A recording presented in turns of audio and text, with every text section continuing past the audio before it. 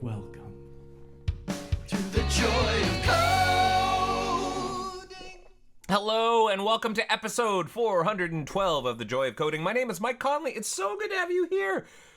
Gonna be live hacking on some Firefox stuff today. Gonna be, digging into some interesting stuff related to last week's OHTTP thing that we investigated and successfully fixed. I'll give you updates on that in just a quick second. But let's start by sharing my screen. Let's get going. Why the holdup? So here's my screen.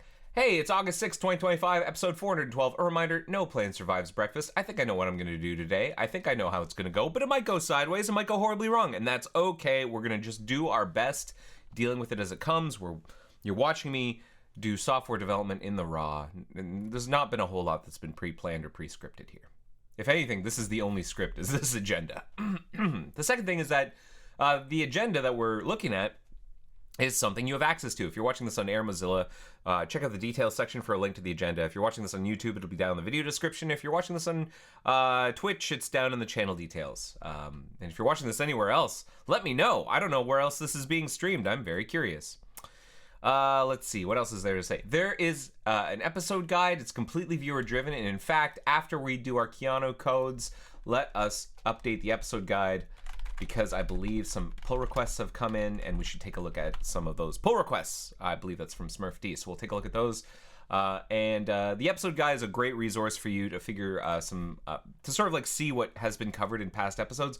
I did receive an email. A lot of permalinks are broken in the episode guide.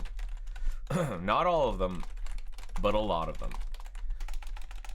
So I have like a to-do to sort of like figure out how to get that fixed. I don't know what's gone wrong there, but I'm gonna have to sort that out. My apologies if you're watching this stream and you had to find some weird way of getting there because the permalinks were broken. My bad. Try not to break links. You know what I'm saying?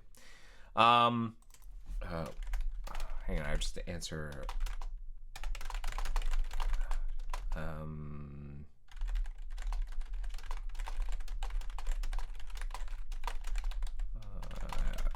just had to answer someone's question. All right, so let's get right into it. We'll start with our what we've been doing for the past couple episodes, where we're going to look at a specific HTTP code related to the episode number. In this case, it's 412. The Keanu codes image is. It looks like John Wick with a knife having been thrown at his crotch. I think that's what this is. I don't know which John Wick. I gotta believe this is John Wick. He's in a suit. He's kind of got long hair and a beard. I think that's John Wick. There's violence ensuing. I think that's a knife. And this is for precondition failed. So let's look at what 412, the HTTP code 412 means for our episode. So 412 precondition failed. It's a error response status code indicates that access to the target resource was denied. This can happen. This isn't necessarily like authorization failure. This is just like a precondition failure. This happens with conditional requests. Conditional requests.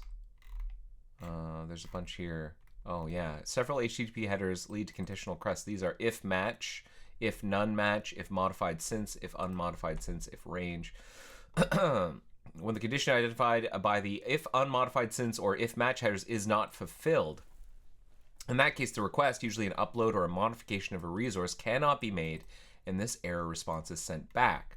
So, for example, here we have an E tag. I don't know why. Precondition failed. This is not very explanatory what we're seeing here. With the help of the E tag and the if match headers, you can prevent conflicts or mid-error collisions. For example, when editing some wiki pages, content is hashed and put into an E tag in successful responses. When saving changes to a wiki page, the post request will contain the if match header containing the E tag values that the client had stored from the last edit to make sure that it's not like blowing away something. To check freshness of the resource on the server. So it'll send like if match, if the page hash is still this in the wiki example, then go ahead and accept this post request. And I guess if the hashes don't match, then the document had changed in the interim and a 412 may be sent. I didn't know that. That's neat. That's a neat thing. You know, HTTP is more than just get, post, delete, and put. There's a bunch of interesting stuff with headers and e tags and this is it an amazing system? Is it it is the system that we have, and it is fairly robust given its age. It is venerable. It's been around for a long time. It's built up a lot of cruft. But hey, there are so many ways that it's been battle tested, and a lot of cases need to be considered. And thank goodness it's the system we have today. There's so much more. There's so much more coming. Look at all these error codes. I'm really excited for. Let's see, what's a really exciting one? I'm a teapot. That's going to be in episode 418. Let me I won't spoil it, but 418 is going to be a good one. And we've got great MDN pages on the error codes. That's right. Special shout out to MDN, the Mozilla Web Docs, which I think just celebrated a milestone anniversary since 2005. So it's like 20 years. 20 years of Mozilla Developer Network, MDN, volunteer contributors, paid staff, all sorts of people from within Mozilla, from outside Mozilla, other browser vendors are all contributing to make the documentation for the web get better. This is the place. If you're trying to become a web developer, you want to go here, and I'm here all the time. Like I work on a web browser, but every now and then I'll use like a web technology, I'll use like a DOM API, and where do I go to find out how it works or any sort of like details on it? I'm gonna look here. This is absolutely where I'm gonna look. I'm here at least once a day. So special shout out to MDN. If you can consider, if you want to help MDN out, you can actually pay MDN. You can just give a little slice of money, and you get you can help MDN out, and you get to do you get more stuff. So let's see, MDN Plus. You get to support MDN and make it your own. So what's included? You enjoy MDN ads free with an MDN Plus subscription. You get real-time assistance and support. No need to scroll through page after page to find your answers, and introducing an AI assistant that can answer all your web development questions in real time. You get to write, test, and share your code. So you get a playground to learn and share your amazing work with the world. So like there's a code pen sort of thing. Compatibility changes at a glance. The web doesn't have a changelog, but MDN can help. You can personalize and filter compatibility changes based on browsers or the tech category you're interested in. You can build a perfect library. No more haphazard hunting through the vast virtual library. Unleash your inner curator and collect your favorite articles in one place for convenient consultation. So, you don't have to, but this is an opportunity for, thank you very much. I just got tea delivery. I got tea and coffee. I'm going to try a mixture. Are you ready? Are you ready for this? I got coffee on my right. I got tea on my left. I'm going to do a mouthful of coffee. And a tea chaser. And I got to say, that's a lot of bitter. One right after the other. Do not recommend. Okay. So if you just, if you're a casual user, free is probably fine. You get to do these things. But if you pay some money per month, ads free, filter and sort updates, collection of articles, and AI help. If you pay $10 a month, you get all that and more. Early access to new features, and you get pride and joy in helping to make the web better and helping the premier web development documentation resource do its thing. So consider it. No obligation. You're not obligated. But if you've got the money, and if you use MDN like I do, check it out. All right, what's up next? So we've talked about episode Keanu codes and the 412 Keanu code. So we're going to move on to this next bullet, which is to update the episode guide. So like I mentioned, we have an episode guide, and that episode guide is completely viewer-driven. Whoopsie daisy, I had a parentheses there. And if you look, the episode guide only goes up to episode 397, and we're already at 412. So I'm behind. And if we look at the GitHub, I've got 9 pull requests. A bunch of these are I've got to bump some depend upon stuff. Oh, and it looks like there's a redesign the homepage episode list that came in. I don't know why I haven't reviewed this yet. We might want to look at this at some point. Maybe today's the day. But let's take a look at merging these episode guides in first. So we've got episodes 398 to 400, 401 to 403, 405, all the way to 410. Let's see if we can get these in. Let's just get it done. So if you've never seen me do this before, this isn't very exciting. But what I like to do, I'm fairly, this is a viewer-driven resource. I mainly just check links. And in this case, I probably haven't been checking the Air Mozilla links to these. Yeah, these links are wrong. These links don't work. So this is a problem. We've got our permalinks busted. I need to report some of these to my friend Andy, who helps us generate these things. So I'm gonna send a quick message. Hiya, is there a way to automate the creation of the Airmo MZLA short links? It seems like the Airmo permalinks, short links, like, never seem to work. Okay, so I've asked about that. We're gonna leave this for now, but it is a thing I'm gonna have to fix. The agenda link looks right. 398. We'll just make sure that does work. Yep, that's 398. What did we do? We updated the episode guide. So that was back in April. So it's been a little while. And then let's keep going with our Rust component. Oh yeah, we were working on a Rust component. And we did it. It took us a while, but we finally did it. I'm not going to read all of this, but this looks exactly right. And I talked a little bit about how it can be used. That all looks great. So we're going to keep that. That was on April 16th, 2025. Yep. Okay. April 23rd, a week later, was episode 399. And this is also probably broken. I'm just going to double check. Yeah, broken. But the agenda link looks right. And someone asked a question about filter adult component and more Rust component stuff. Let's generate Rust within our Rust. That's right, we did do that. Okay, what else did we do? On May 7th, it was episode 400. Like, that was a big episode. I sang a song. If you haven't seen that episode, go back and check it out. And we kept working on our filter adult shared Rust component. We made the adult set pub. We write a basic component that can import it and expose methods similar to filter adult. And we wrote tests.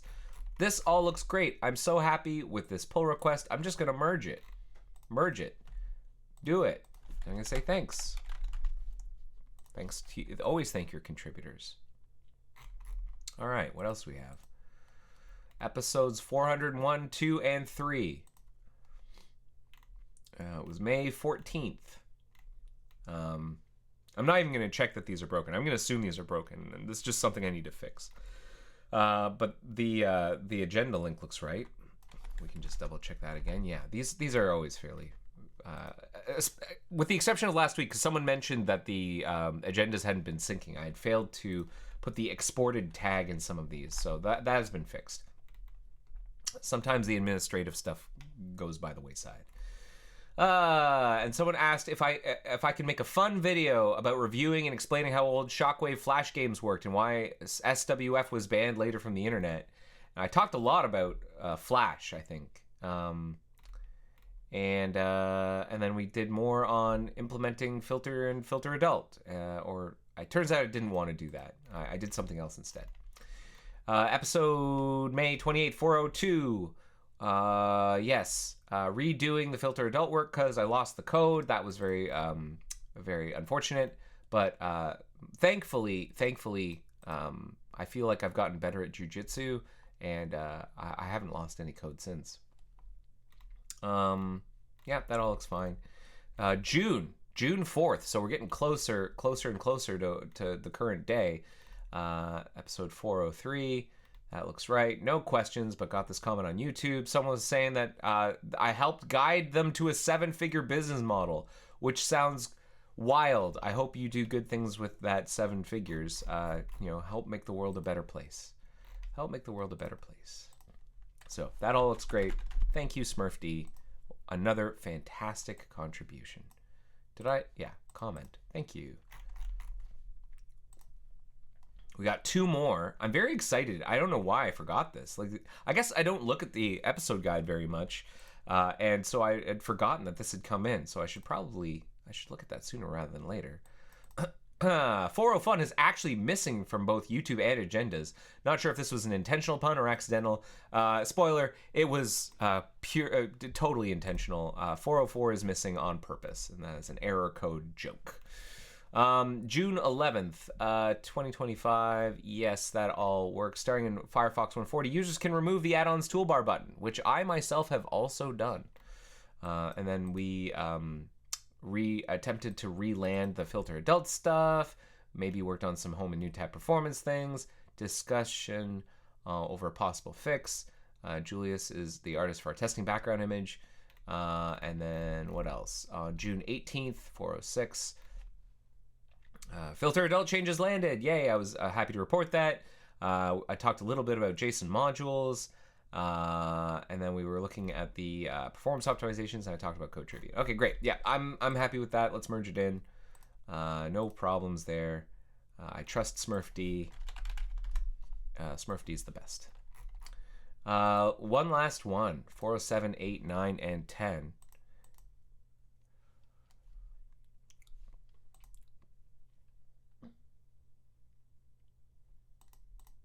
So Andy is saying that some of them work. So the one for today works. Interesting. That certainly works. That one certainly works. But yeah, a bunch of the older ones don't. Okay, so hopefully Andy is on the case. Thanks for looking into that. Andy is on the case. June 25th, 407. Hopefully this link will work out at some point. And we were fixing the Opera migrator, which has landed. The Opera migrator fix that we landed back in this episode, whatever it was, episode 407, June 25th, that went out in 142. Oh, which is still on the beta branch. So that'll actually be going, if we look at what train is it now, 142 goes out to release on August 19th. So in 13 days, if you have been waiting to import from Opera, you can do it on the release channel when 142 goes out to release in 13 days.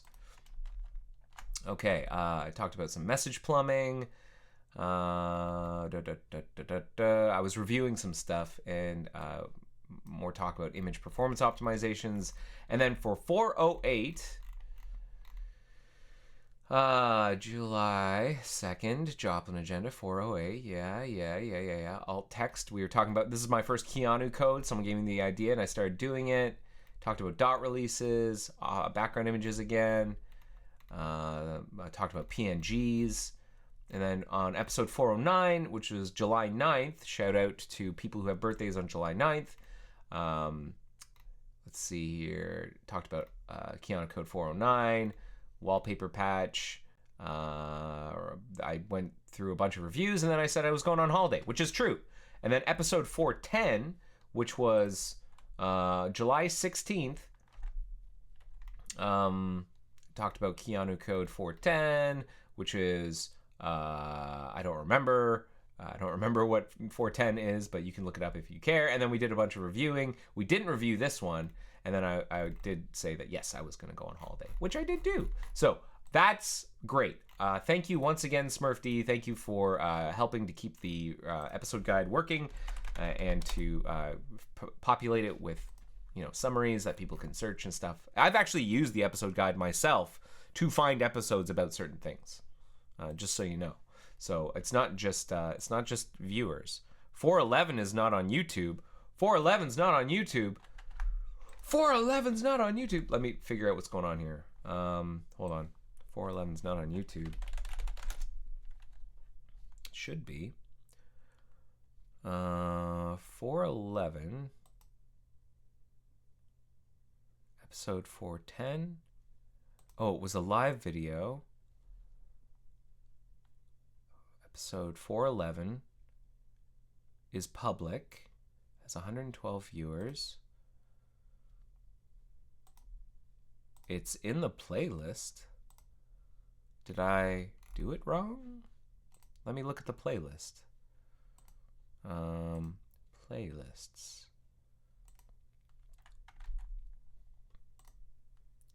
Joy of coding. Hold on. I'm doing this off screen. I realize that. But yeah, 411 is in the playlist. I could use a better thumbnail, though. Let me use a different thumbnail. Okay, Smurf D, are you absolutely certain it's missing for you? It's not showing in the videos, but it is under live. Yes, that is true. It was a live video. I didn't re-upload. There was some problem with my local setup, so I just kept the live recording. But if that's making things difficult, I can try and fix that up. Like, could I move it out of live somehow? Let's see. Can I move that out of live somehow? Visibility. What do I do? What do I do?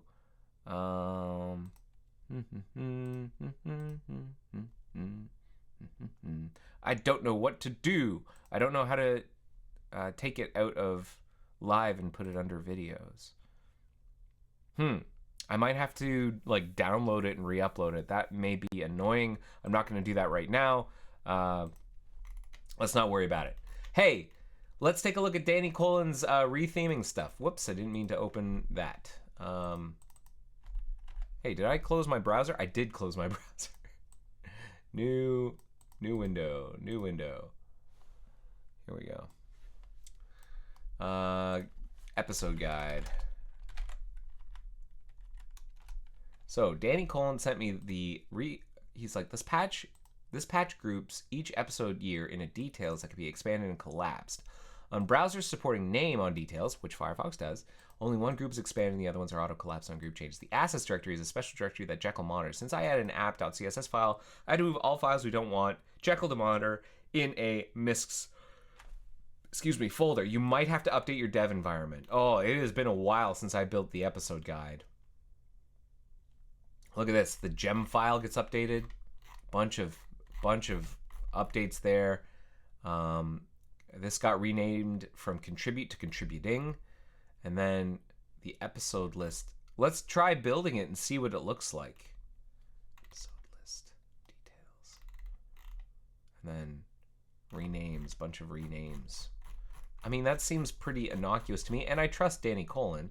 So let's see if we can pull this in. So what I'm going to do is I'm going to go to the Joy of Coding episode guide and git branch. Where am I? I'm on master. I'm going to, I want to JJ init collocate. JJ git init. Collocate?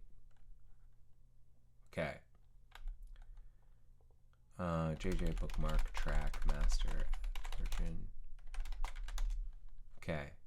Cool. Now there is something here, show YS. I've got like a bunch of episodes that need to, like changes that need to be merged in that go into just the agenda list. So what I'm going to do is I'm going to do JJ git fetch. It's going to pull in the latest stuff. And then I'm going to attempt to rebase our YS onto L. Wait, what? Commit is immutable. 4, 5.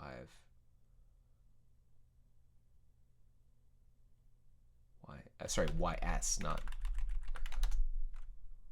Okay, and then there was some conflicts. JJ status. There's a conflict here.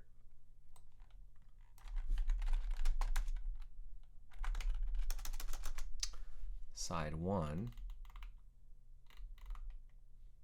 Conflict of 1 ends. Contents of side 1 changed from base. No terminating new line.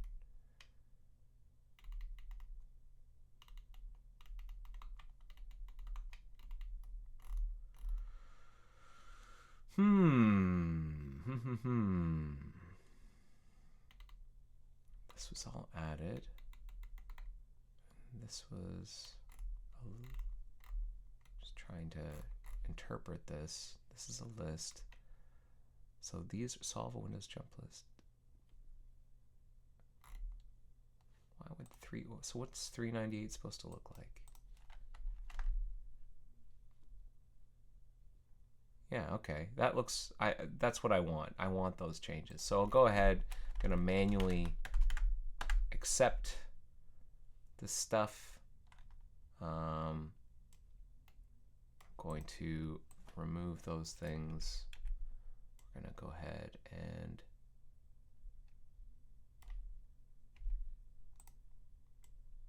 here, this is better. I'm happy with that. Oh, you know what? I need to get rid of all those.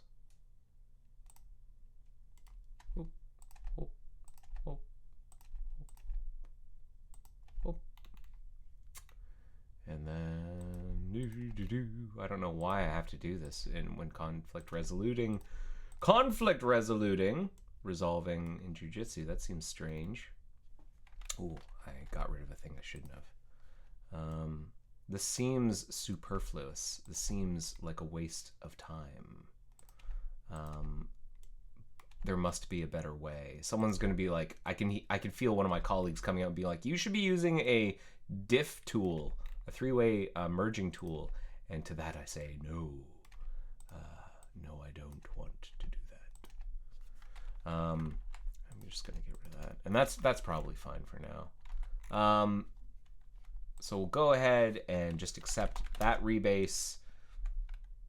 What else am I gonna do? I'm gonna send those in actually. Add a bunch of missing agenda documents. Oh, right, and I'm gonna just. What am I gonna do? I'm gonna push those. JJ git push. Can I do that? Git remote show origin. JJ git push. I think that'll work. No bookmarks found in default push rev set. Push ys? No. What do I want to do here? JJ bookmark create ys new agendas, and then let's try JJ git push and see what happens. Allow new to create a new bookmark, use remote to specify. I just want to push. I don't want to create a new branch. I wanted to push to main. Maybe it doesn't like me doing that. I can imagine it doesn't want me to do that. Oh boy. Maybe I have to go back to git now. Git log. Branch. Git check out, what is it, new agendas? Git show new agendas. There's nothing there. Git log new agendas. Add a bunch of missing agenda documents. Okay. Git check out new agendas. Log. Git push origin. I want this to be main. Git branch. Move. Is that right? Git branch. I want to like say this is now the thing. Git push origin. Go. Git push. Boy, how do I do this? Help me out. Help me out, everyone. Remind me how to do this. Have I royally screwed myself? I've forgotten how to use Git. Oh, you know what I need to do? Git checkout master, git merge new agendas, or yeah, that's what I'm gonna do. Conflict again. We're just gonna deal with that agenda. Oh, and here's a three-way merge. Wow, this is fascinating. I want. How do I tell it? Oh, tools. Previous conflict. Open preview aside. Next change. Toggle collapse. Split editor. More actions. I want to choose. How do I choose? How do I choose a side? I want to say what I want. Tell me how to do this. Open preview to the side. Previous conflict, next change, show lean trailing. Show me how I make choices. Do I right click? How do I say that I want this one? Does anyone know how I use this? How do I do this? This is intolerable. Let's go back to basics. What I really want to do is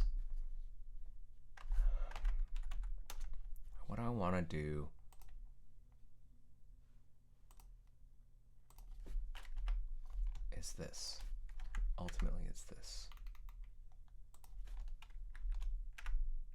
Yeah, that's what I want.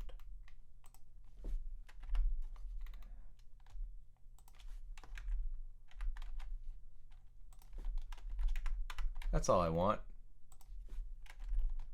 I don't know what the deal is with that change. That's all I want. Git add. I'm having to relearn how to do this stuff on the fly. Git commit deal with merge conflict. Git push origin master. There we go. I'm so done with Git. I do not like Git. I'm so over it. But let's take a look at what Danny Colin was suggesting here. I'm gonna go back to JJ for a second. Can I go JJ git remote add Danny Colin, and then I'll put probably I'll need to put his fork here.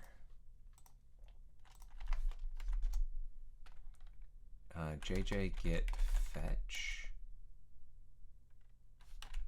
Danny Colin fetch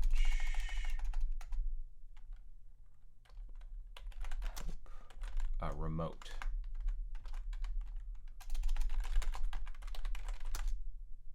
Okay, JJ new episode list at Danny Colin.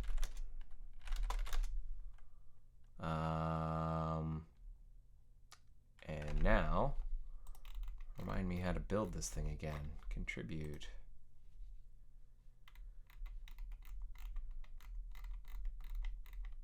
Install Jekyll. I think, do I have Jekyll on this machine? Do I have Gem on this machine? I do. Do I have Jekyll and Bundler?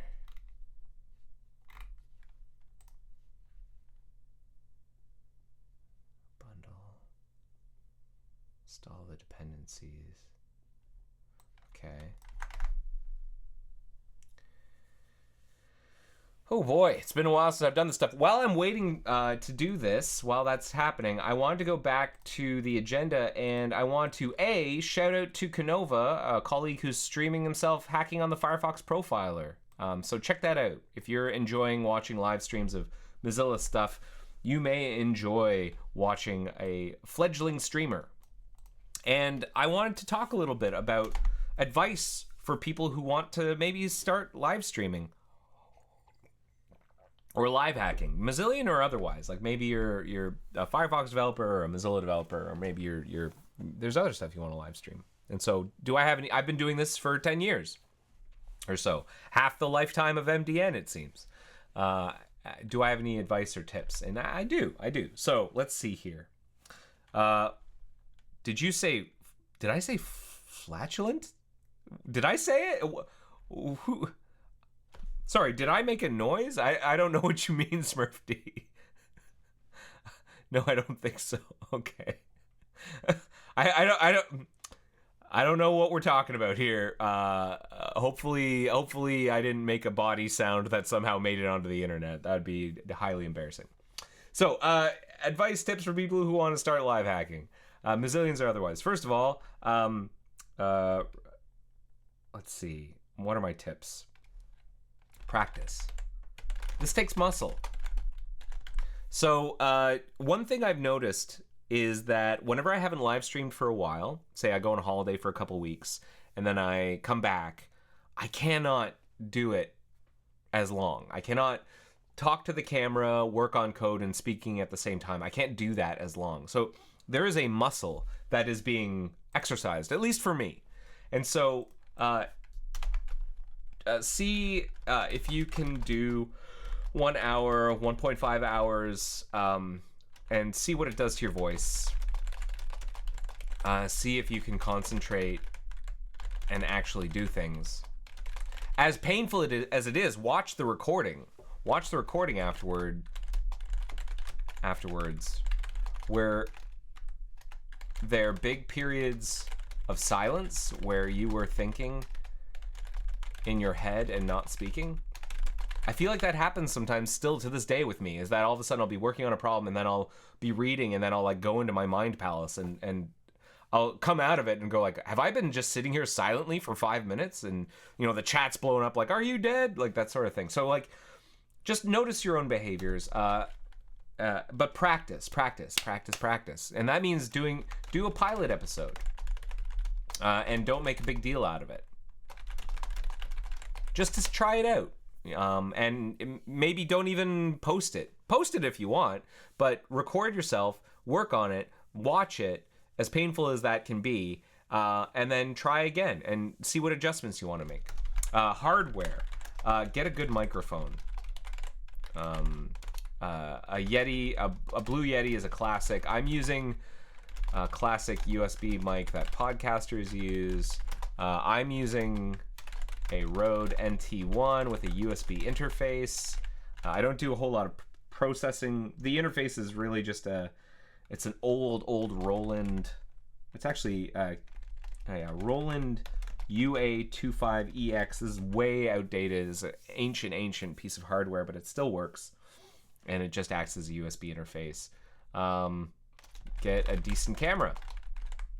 I'm using an OBS bot, Tiny, which is great. And I can do things like change the zoom on the fly, and I can pan it around. That's very nice. What else? Use OBS and explore it. So OBS is not the same thing as OBS bot Tiny. They unfortunately have similar prefixes, but OBS stands for Open Broadcasting, I think, software. It's the tool that I'm using to Open Broadcaster software. This is what I'm using to stream right now. And it's got a very flexible set of tools for having different scenes. So like this is one scene, this is another scene, but it appears to be broken. And this scene, I don't know why this is broken. What happened? Where's my splash image? Oh, you know what? Because the splash image is part of the Joy of Coding episode guide, and the image is probably moved. We're gonna have to get that sorted. Error while executing a gem. I don't have write permissions to do some stuff. Did I need to do that with system permissions? That would be a pain. But do I already have Jekyll installed? Maybe I do. Let's just see what happens if I do this. Cannot find bundler. To update the latest version, bundle update. Bundler. You must use bundler 2 or greater with this lock file. So maybe I do need to do this. And do I need to like use system? Probably. That's kind of scary, but I'll go ahead.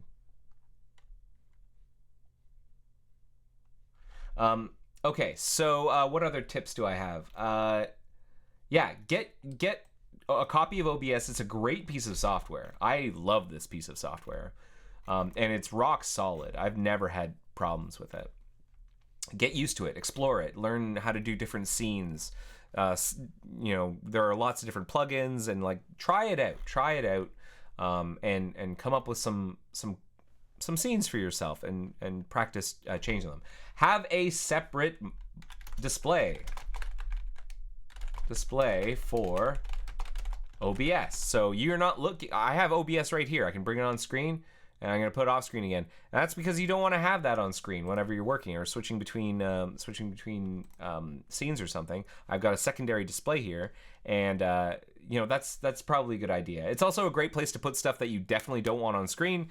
Like I've got the chat over there because I don't want to accidentally have a spammer just like spam stuff and it's in the video forever. So I have the chat off screen. I know some people embed the chat in their streams, and maybe someday I'd do that, but not right now. What else?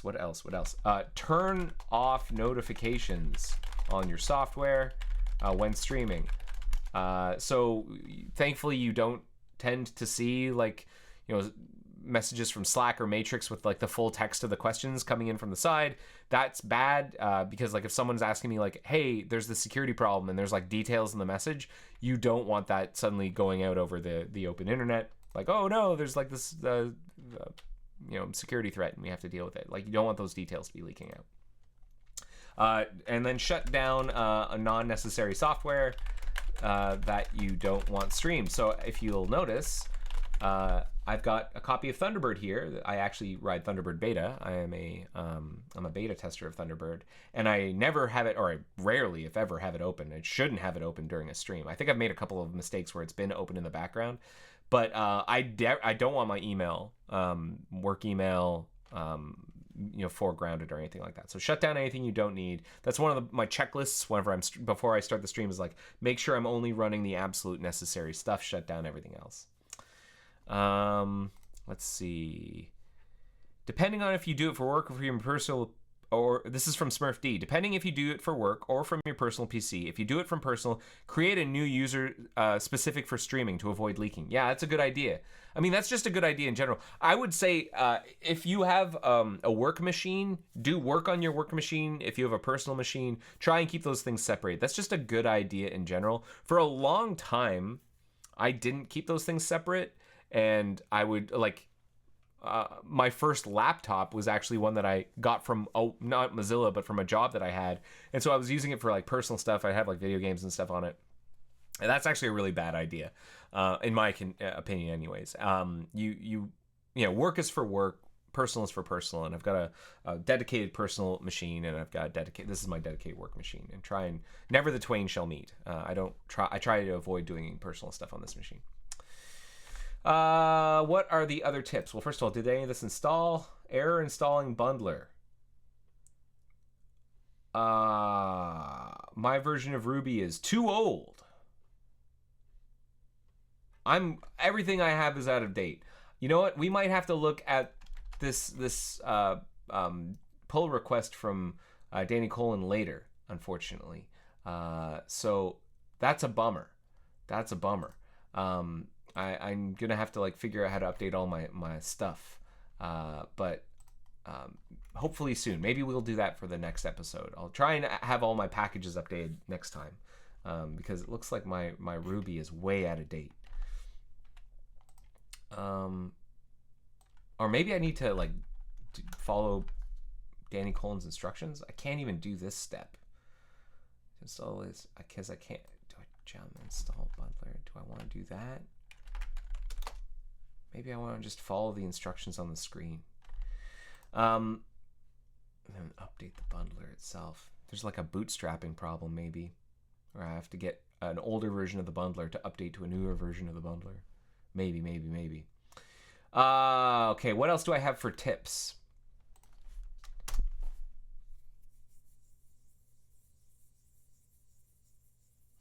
I have a green screen, if you can't tell. I've got this fabric behind me, and OBS has some nice chroma key filters to key out the green color. It does a fairly decent job, and it doesn't make my computer spin up too badly. So that's nice. What else? Do I have any other tips for streamers? Oh, this is a big one. Have a consistent schedule, if you can. So mine is 1 p.m. Eastern on Wednesdays, and every now and then I'll go on vacation. I can't do it, but oftentimes 1 p.m. Eastern on Wednesdays is when I stream, and I block that time out in my calendar, and that's when I stream. And that's how you can. And this is true for anything, but if you can have a consistent schedule, you're more likely to do a thing. It just becomes habit. So if I don't stream on a Wednesday, it feels weird. It feels like it's part of my life now. I've been doing this for 10 years, and it just feels weird if I don't do it. So have a consistent schedule if you can. And try and reduce how much overhead there is to produce an episode. Like, I don't want to spend a whole hour, 2 hours, 5 hours, any time really, editing an episode. When I'm done streaming, I want to not think about it until a week later. So one of the reasons I'm able to have this consistent schedule, and I've been able to do this for 10 years, is that I don't really think about much. I don't think about the stream until like maybe 5 to 10 minutes before I do it. I do the stream, and then when I end it, I upload it, and I don't think about it again until the week after. Like, it's just not a big part of the outside of streaming. Is not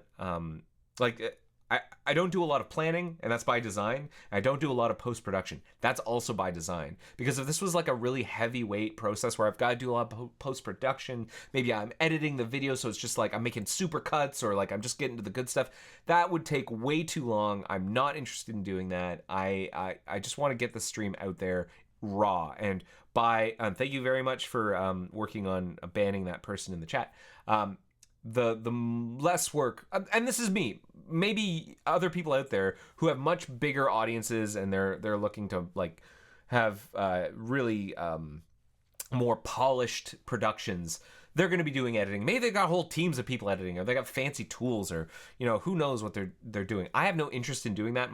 My goal is not to have a humongous audience and like a polished, produced episodes. Like, I start each episode saying that no plan survives breakfast and that things might go wrong, as a way of giving myself like a parachute in case things inevitably do go wrong. Like, I say, like, hey, guess what? That's part of the plan, and you're gonna get to watch me deal with it. And so trying to reduce how much I'm putting on myself in order to do this makes it more likely for me to continue doing it. And that's the key, and that's true for anything, not just streaming, but for like going to the gym, working out, trying to change your lifestyle, is having a consistent schedule and sticking with it by not making it too challenging at the beginning. Like, you need to sort of like dip yourself into a thing and make it easy for yourself to do a thing. Like, if you're trying to go to the gym to, I don't know, make yourself healthier, build some muscle, or like, I don't know, get more flexible or something, don't go to a gym for like 8 hours and like just destroy yourself, and then you're just never going to go back. Get your gym membership, and then go for half an hour, go for an hour, go once a week, then maybe twice a week. Like, work yourself up and get used to it so it becomes part of your lifestyle. And I think, in my opinion anyways, that is a much more sustainable path to like changing your behavior, as opposed to like just going all in on something and just like overcommitting. Because I've seen people do this with diets as well. Like, I know people who have like done these huge crash diets, and they'll like just completely change what they're eating for a month or something, and then when it's done, they get like they gain all their weight back, or like it's just, it doesn't stick. It just doesn't stick unless you can like change your lifestyle. And I find that the easiest way to change my lifestyle is to make it easy for myself to change my lifestyle, because I'm lazy. So take advantage of your own behaviors. And I think those are all my tips. If there are any other questions about streaming, let me know. Yeah, this did not work out. My version of Ruby is too old, so I need to update my Ruby. I'm down by like a full major version, so I better figure that out. All right. Well, we're almost an hour in. I wanted to get down to the thing that we were talking about last week. So we fixed that bug, that cached OHTTP thing. I wrote a patch for it, and that patch got reviewed. And this is what I wrote. So we can kind of review quickly what happened last week. Let me get to the operative part. which is here, we expose the content character set, because apparently we hadn't been doing that and we should have. And then most importantly, whenever I cache content that has been retrieved over OHTTP, I make sure to write that to the cache. I write the original response headers to the cache, and then whenever we're pulling from the cache, I try and I get the headers out from the that have been stored in the cache, and then I apply them to the cached OHTTP protocol handler. And what's interesting is that the content type HTTP header sometimes contains more than the content type. It'll also sometimes contain the character encoding, the character set. And thankfully, there is a utility for parsing it out, because I did not know that. If you look at HTTP, let's go to MDN. We're going to look up content type header. We can see that sometimes the content type header will have like a parentheses and then like other information like the character set, or in this case, if it's multi-part form data, the boundary between the different parts. So it's like it's not just telling you the content type, it's like bound with other information that's semicolon separated, which is kind of awkward. And thank goodness there was a utility that Neko uses to parse those things that is exposed to JavaScript that I could just reuse, and I was able to do that. And if there's a content character set, I set that as well, and that fixed our SVG problem, because that was the issue before, is that we didn't have the content type properly recognized, cached, or we weren't pulling. Well, first of all, we weren't caching the content types, and we weren't taking from the cache the content type and applying it to the headers of the channel we were creating. So that all got fixed, and I wrote a test. So there's a test. Where is it? Here, down here, where I say that, hey, I'm expecting to use a specific content type header, and then I am expecting the test content type and the test content char set to come out, and that was like image JPEG with a character set of UTF-8. So that all got tested, and it worked, and it landed, and so that fixed our issue. And that was blocking a particular bug, which was one that a colleague, Scott, is working on, which has not yet landed, but I think is reviewed and is slated to land soon. I don't know what the story is for landing this, but this should probably be landing real soon now. I'm going to apply this patch right now, actually, because I want to demonstrate the issue. Scott basically reached out to me and said there's another bug that he's noticed, and I want to check it out with you. So I've not actually seen this bug myself. I figure we can look at it together and sort of try and understand what's going wrong. I do have his steps to reproduce. So anyways, let's pull down his patch. Does not apply. Okay. So nothing happen there. So I'm gonna, instead of apply to here, I'm just gonna patch normally. So I'll check out the reversion. Check out the right revision that he was working on and apply it, which is from July 31st, so a few days ago, but after my patch landed, right? My patch landed on the 15th. No, sorry. This one, the content type one, landed on August the 2nd, so I actually need to rebase Scott's patch. So I'm gonna JJ rebase JJ log JJ rebase R QVR onto main at origin, and this may cause, oh, and it worked.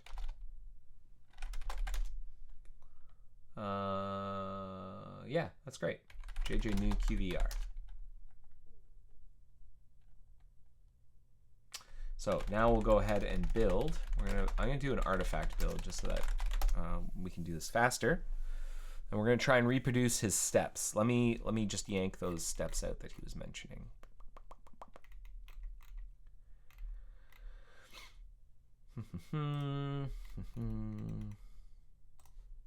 Okay. So there's some setup steps that we'll have to apply in order to enable the OHTTP image retrieval stuff.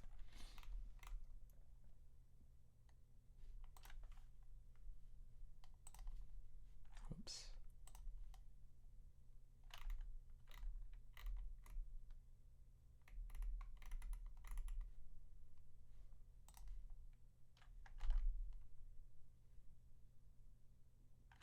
All right, just waiting for this artifact build to complete.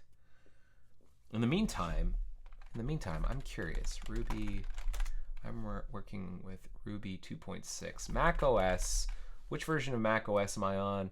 I'm on Sonoma. Mac OS Sonoma, update Ruby. I haven't saw the latest Ruby on Sonoma.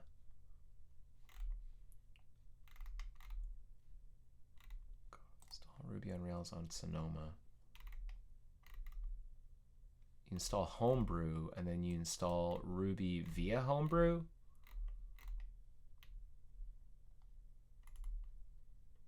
Install Ruby using a version manager called ASDF. For Ruby and for ASDF can manage other languages like Node. Oh, I do not want that.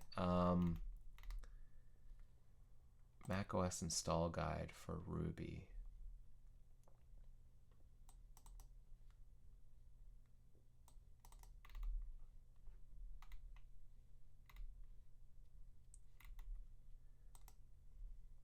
Install Ruby.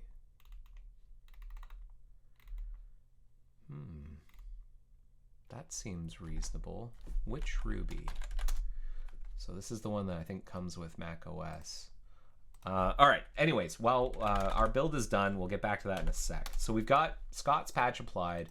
I need to do a few things in order to get ourselves to the point where we can reproduce his issue. But I may have actually already done them. Do I have them? Do I have? Let's see here. Are these images being requested over OHTTP? They are not. Okay, so we have to still apply some of his steps here. One of them is to install this extension.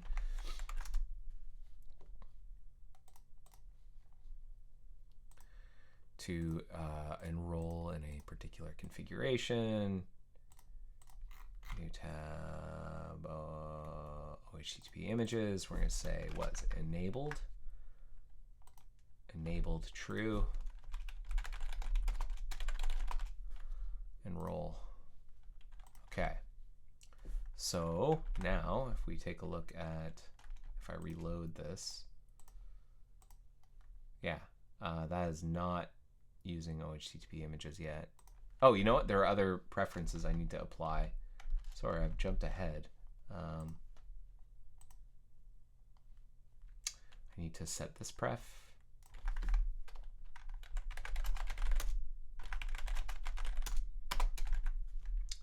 To true. I need to set this to true. I need to set this to true. Whoa. That's looking pretty broken. That's looking pretty broken, everybody. And then refined cards layout. And then Merino. Merino HTTP enabled. Okay, so now let's restart. Now, are these images being retrieved over OHTTP? Not yet. Not yet. Why not? Do I have to set up this other stuff?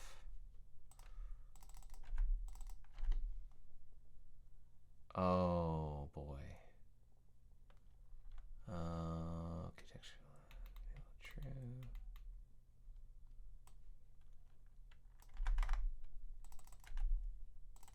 You know what it is? It's not. One of the things is that the popular today images aren't sent. Yeah, here we go. Here we go. We have one that's working. Okay, so we've got one that works. So the steps. Right click on an image and open the image in the new tab. Okay, so if I right click on this image, open image in new tab, nothing happens. So he's saying have the multi-process browser console open. Do that again. Open image in new tab. Nothing happens. That looks pretty broken. Oh. Maybe the image is going there to the console, not to this one, not to the other one. Right click, open image in new tab. Still nothing. What about this one? Open image in new tab. Reload. Open image in new tab. What's the deal? Why? Oh, here we go. Load of it is denied on a URL security check.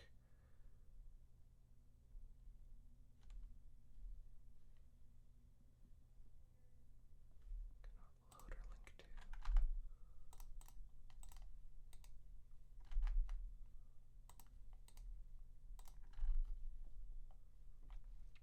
May not load or link to. And that's on here. Check load URI with principal.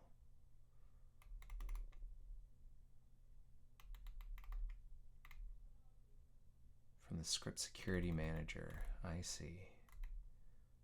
The URL, the flags. So let's right click on that.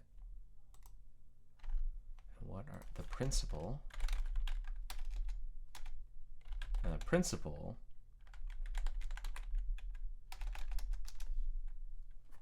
is like the passport. It's like the identity of a site. A URL is that, and a flags is 8. And that's coming from view media disallow script. So we're going to be going into something called check load URI stir with principal. Let's take a look at what that does. What we do is we make sure that we can create an NSI URI. And then we delegate to here. If someone passes a flag that we don't understand, we should fail because they may need a security check that we don't provide. Disallow inherent principal. If we're the system principal, then we always allow. Otherwise,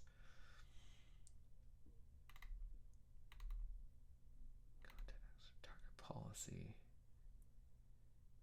If we're an expanded principal, no, that's not the case because we are not an extension. Certain protocols. If either URI is nested URI, get the base URI.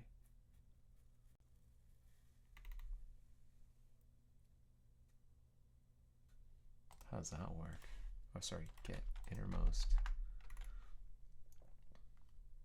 An NSI nested URI.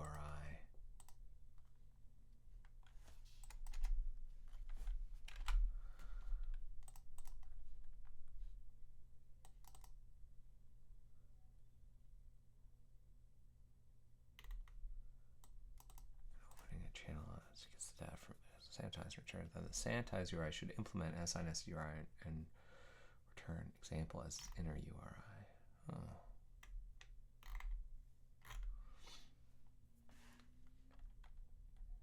Okay, not quite. So we are not a nested URI. Target scheme. Some callers not allow loading JavaScript. If, okay, check if the URI is loadable by principals that subsume them. Loadable by subsumers. Oh, I wonder if this is going through our protocol handler. So hang on, Moz cached OHTTP parent, Moz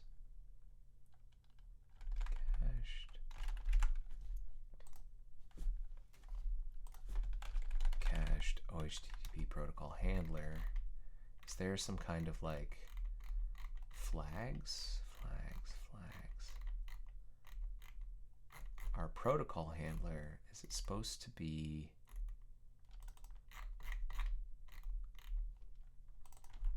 Are we supposed to be able to say what can access it?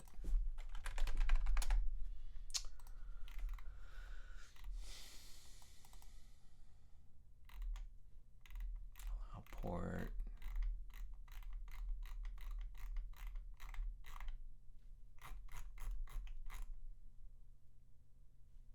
Protocols I wish to return different flags depending on the URI should implement this interface. Okay. Scheme. What about, so flags. Constants for the protocol flags. These flags are used to determine. So how does one, I presume that the created channel is ultimately what's going to have its load flag set, probably on load info. I think what we might need to do actually here, may not load or link to, we might actually need a debug build or an opt build. Let me see, I've got a fairly recent opt build. I'd hate to have to reset all those configurations, but I'll do it if I need to. Let's see how long it'll take to do an opt build. Let's see how much I break my system by trying to update Ruby. Brew, install Ruby. Let's see. Let's see what happens. What does it say? Don't use Mac System Ruby. macOS comes with a System Ruby pre-installed. It's a bad idea to use the Mac System Ruby. You can see the System Ruby with which Ruby. Right, user bin Ruby. That's the one I'm using. Leave the System Ruby in place and install the newest Ruby using Homebrew. Okay, so start with Brew Doctor. Brew Doctor. And then install Ruby. So we're going to wait for Brew Doctor to run. Meanwhile, oh boy, this is going to take forever. We're compiling a bunch of stuff. This is not so good, Al. Wait, no, maybe I'm wrong. Maybe I'm wrong. We've skipped over a bunch of things. All right, we're compiling a bunch of Rust, but maybe we're not going to compile a bunch of C++. Let's not lose hope just yet.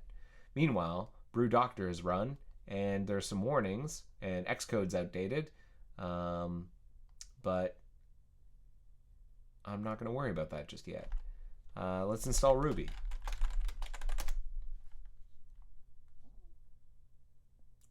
Update my Xcode.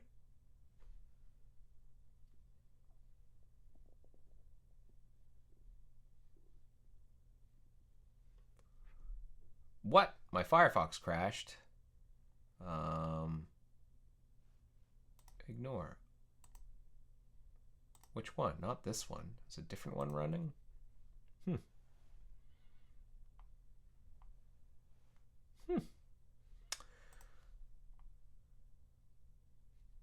So it's going to get Ruby. Must have had another Firefox running in the background.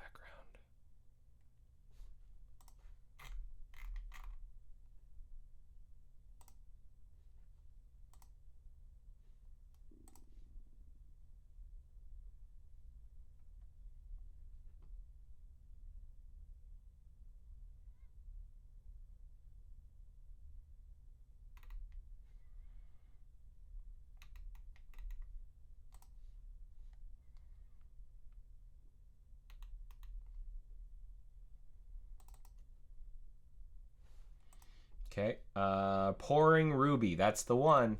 Meanwhile, we're compiling DOM. This is gonna take forever.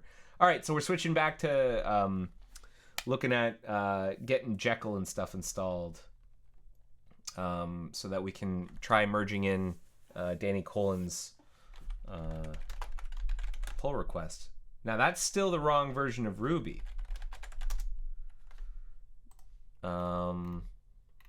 Brew list. Oh, then I might need to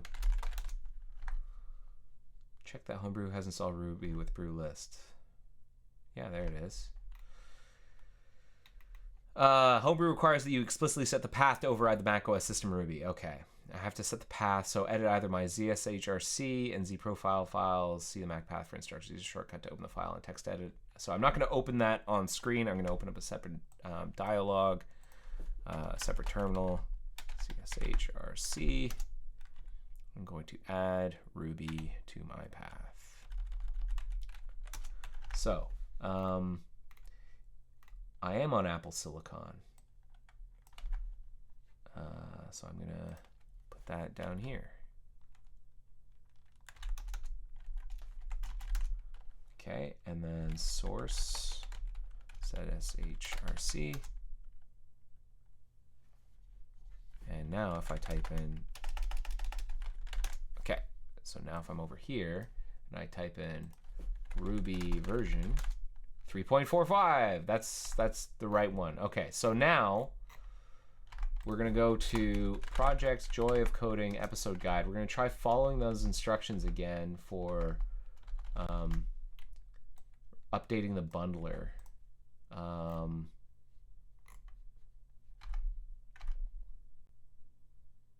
So first of all, there's something in here about bundle install. I may need to like make sure that Jekyll and Bundler is up to date. So sudo. I don't like using sudo. Let's see what happens if I don't use sudo. Let's just see. It's gonna fetch all these things, and then it's installing things. That's great. That's what I want. I didn't want to use sudo. You know what? It's probably because before I was using the system Ruby. And this is not a system Ruby. So I feel good about that. All right. Meanwhile, back at the ranch, still building DOM. And we're done. We've a new version of Ruby Gems is available. You want to update your installation? Sure, why not? Let's get the latest Ruby Gems. And now I'm going to go back, having installed Jekyll. I'm going to run this command. So there's a bunch of text in here. I'm sure that's fine. And bundle install path vendor bundle.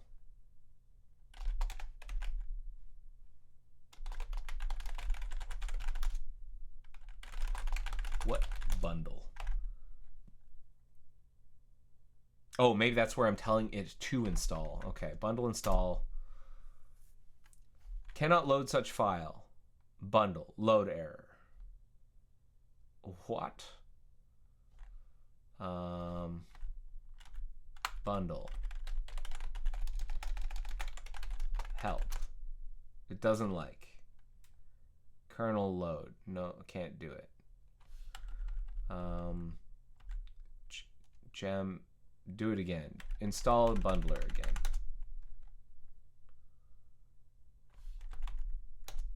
There we go. I don't know why that failed before. Well, let's install Jekyll as well. Okay. Now let's run this command. Okay. And then bundle exec Jekyll serve. Oh wow, there's a bunch of other stuff going on. Okay, well we'll let that do its thing. Meanwhile, over here, still building DOM.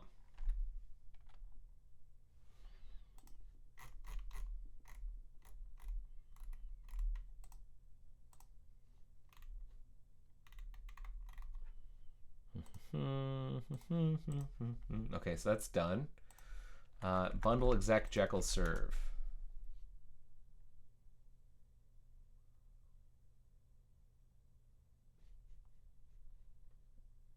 Okay, so let's see. Here it is. And hey, we've got our sections here. This looks great, Danny. Colin, great job. I like it. I like it a lot. That's very nice. Looks good. Looks good. So let's go back to the contributing the pull request here. I like it. Let's just do it. Why not? Why wait? Once again, well, first of all, exclude contributing.md, because that's what it's called, right? Contributing.md and not, yeah, it's contributing.md, not contribute.md. And then MISCs, what's going into MISCs? Like various things. So he had to move things out of utils. Oh, that's interesting. Which is probably, oh, that has definitely screwed up some of my scripts, my local script. Hold up. See MISC. See agenda. Is this gonna work? Yeah, no such file error. Oh boy. Oh boy. CD.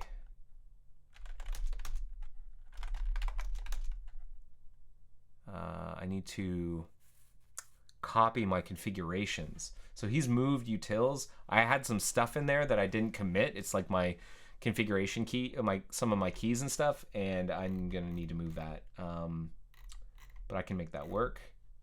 So utils goes under, it becomes MISCs. And then I've got these old Evernote notes. And now why? The assets directory is a special directory that Jekyll monitors. Since I had an app CSS, I had to move all files we didn't want Jekyll to monitor into MISCs. Okay. I'm fine with that. Smurf D asks, will be adding episodes still be the same? It looks like it. It looks like...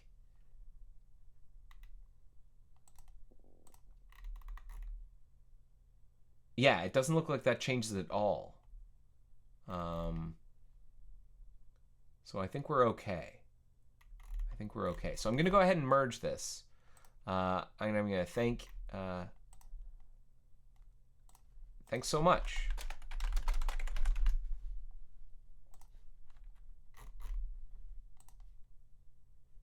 And that's that. Good. Thank you so much, Danny Colin.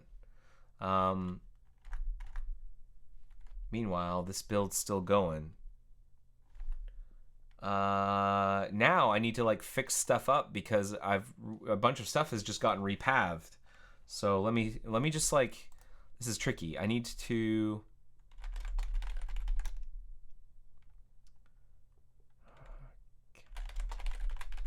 yeah, these are like tokens and stuff. Okay, so I need to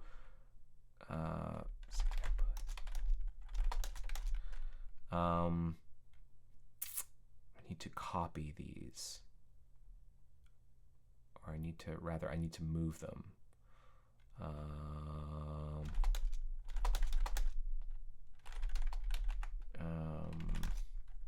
Just one sec. I'm doing this off screen. I apologize.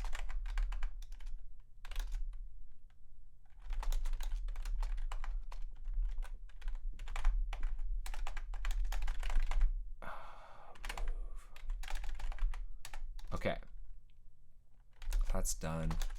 So I've moved some files around. Now if I do JJ log, got these things I'm gonna do. Has this merged yet? Did the episode guide change merge in? Yes, it did. So I'm gonna do JJ get fetch, JJ new master at origin. Okay. Git log. Okay, and now I need to move a bunch of stuff back. So ender, I need to remove the utils directory. Then under MISCs agenda, I'm going to copy everything that I had under here.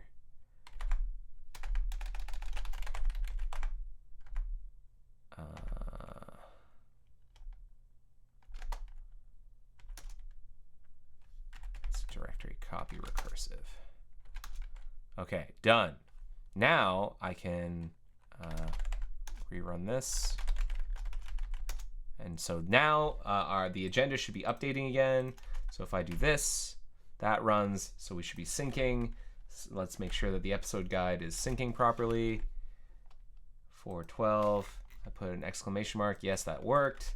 And I need to update the OBS. Apologies, everybody. I'm going here. You can't. Where's the splash image? I got to change the splash image because we've changed where it's pointed. So I'm going to just change that real quick. It's now under MISCs. And I believe it's this one. There it is.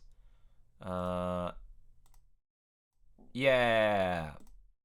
Yeah, all right, so that's all fixed now. Yay, yay, yay, yay. And now if we go back to the episode guide, the actual episode guide, Joy of Coding episode guide, has it deployed? It has. So we did it, everybody. We updated the episode guide. We fixed it all up. It's got this cool new accordion thing. This accordion is not using any JavaScript. Did you notice that? Heads up, everybody, that you can do accordions without JavaScript anymore because you can do like details. Here, let's go back to MDN. Check this out. The details element has like expand collapse capabilities that you can style with CSS and stuff. But if you use the name attribute, that means that you can have multiple details elements and only one is open at a time. So let's see this one. Yeah, like this one. This is like a little accordion. Now this is like default CSS.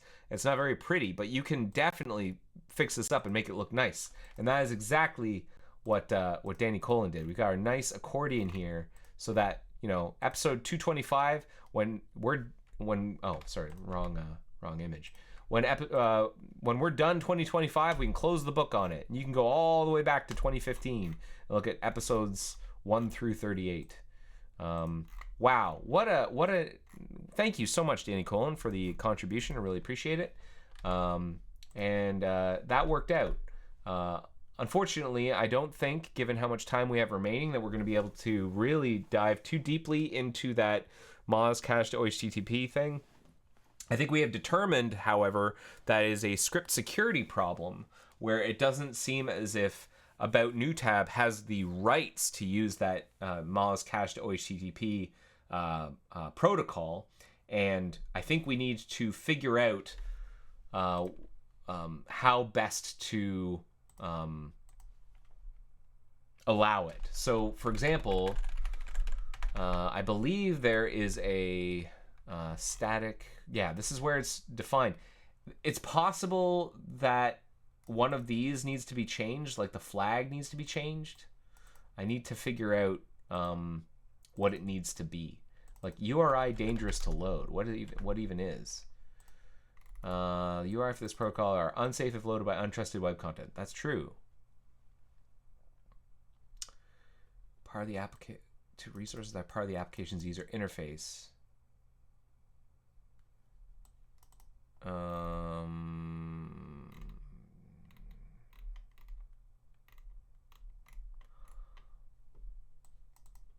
This is true. URI opening executes script. That is true. Should probably add that.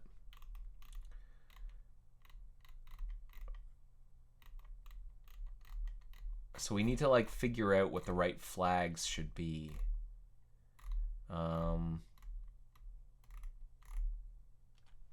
For our particular protocol handler here. And unfortunately, yeah, I don't think we're gonna have time to figure out that, but I can talk to the Neko team and the security team and figure out what the right move is. There are definitely other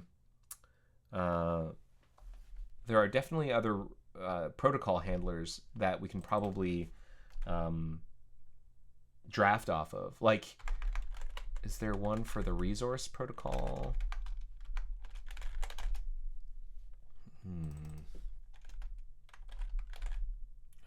Res protocol.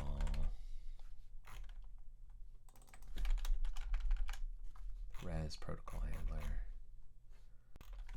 Neko network.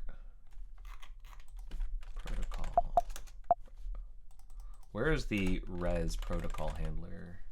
Here it is. So res, network protocol res. What flags does it use? Allow content to access. What is... That's something special on res protocol handler. Okay. Jar flag, substitution. As substitution. Where is this registration occurring? NSRes protocol handler. Who does that mapping?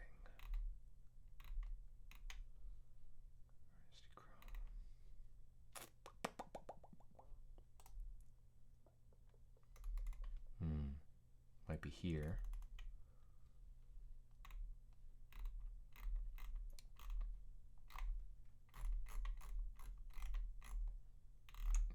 New URI, okay. Protocol handler H. Oh, here it is. Here's where it gets constructed. So URI. Now that's not true for us. Like, this is why it's a little bit tricky, because we're not just loading local UI resources. That's why we can't use resource as a sort of a model, unfortunately. Okay, I'll have to talk to some people about what's best to do here. You know what? Page icon, or is page icon? This may be a better one. Again, it's not a local resource, though. Okay, I'm gonna have to talk to some networking people about what the right move is there. But let's not worry about it. Hey, thank you so much for watching episode 412 of The Joy of Coding. I realized that was all over the place. You know, we talked about Keanu. I talked about the episode guide. We've got some broken permalinks. We fixed up the episode guide a lot today. I wasn't planning on doing that. I talked about live streaming. I came up with some off the top of my head sort of advice on the sorts of things that you can do. I talked about some of the hardware that I'm using. I talked a little bit about, you know, hardware and stuff, but I want to be clear. This is pretty stapled together. Like, I've got two microphone stands with rubber bands holding this green screen up, and it's just like spit and duct tape. And that's because I didn't want to, you know, make this complicated. I just do whatever works. And the most important part, I think, of my whole diatribe on live streaming is to just try and make it easy on yourself. If this is a thing that you want to do, have a good schedule. And if you want to have a good schedule, make it easy on yourself so that you don't dread doing it. Make it something that is easy to do. This is, you know, I used to teach guitar, and this is always, I found, been the case as well, is to make it easy to do a thing, to pick up and do a thing is important to make it part of your lifestyle. So whenever I had guitar students, I would tell them, like, don't leave your guitar in your case. If you can avoid it, don't leave your guitar in your case. Like, I know some people would be like, no, we got to humidify the wood and stuff. Have the guitar out in a place that you frequent, so that when you walk by and you see it, you touch the guitar, you pick up the guitar, you play the guitar. Have it so easy. You pick it up, turn on the amp if it's an electric, and you can play a bit, and then you can put it away. But you keep it as plugged in. You don't want to have to, like, drag out the amplifier from a closet and plug it in and get your effects pedals pulled out and get the cables and get the guitar. Like, that will make it so that when you go, oh, I want to play guitar, but it's such a hassle. You want to make it so easy to do. And that is the same thing for streaming. Make it as easy as possible for you to just, like, get up and go. Like, set yourself up so that is the case, and take it easy on yourself so that you set up a good schedule. And I think I'm going to stop there. Hey, let me know what you thought of this episode. There's a form here to rate this episode. I'm going to drop that in the chat. Link to rate this episode. If you yourself have questions or comments or things you want me to know about or things you want me to try and answer on stream, this is a great way of getting through to me. Just fill out the form. I read everything that comes in. And I will see you next week for episode 413. And with that, I will call it there. Have yourselves a great week, everybody. Take care. Bye-bye. The joy of